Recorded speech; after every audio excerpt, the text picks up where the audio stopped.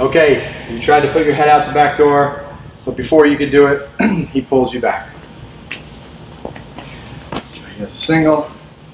He tried to get his head out the back door. He's trying, but too late. Now we're here. Can't get my leg free. Boom.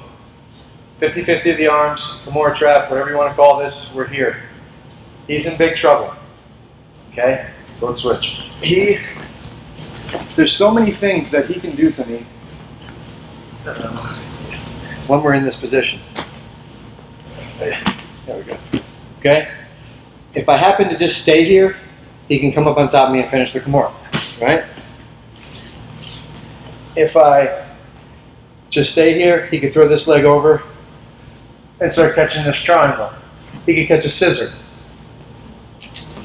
Staying here without a plan is not good.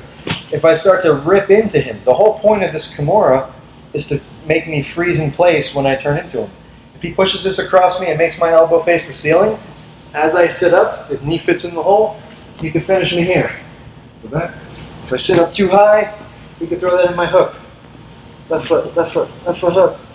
Throws me this way. This one comes in. Yeah, he brings me back in. Yeah. Okay? So what the heck do I do? Okay? I'll show you right now. Here's the first thing you should try. Okay? Turn it in this way. This may or may not work. It depends how strong he is and how good he is holding this kimura.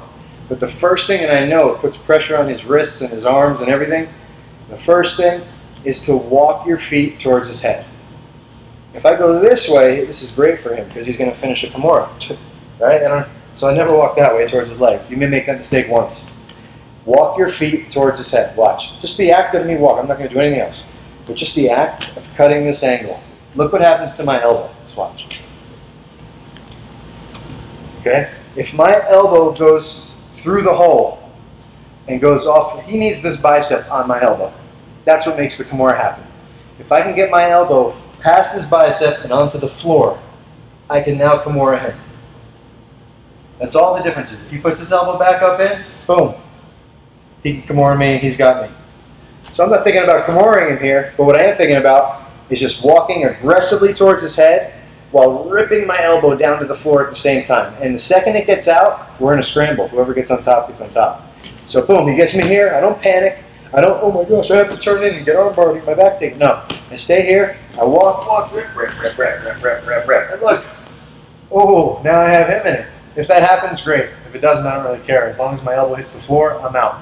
Now he walks his feet towards my head and rips his, my freaking wrist is shot right now, so that's perfect for you.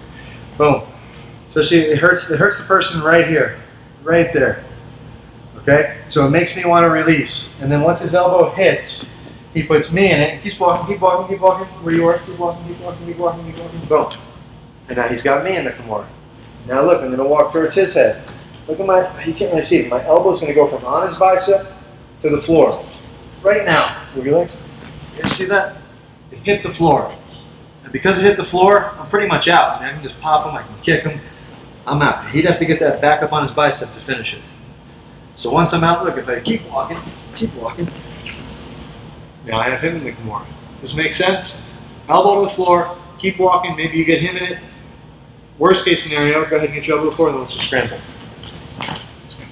Yeah.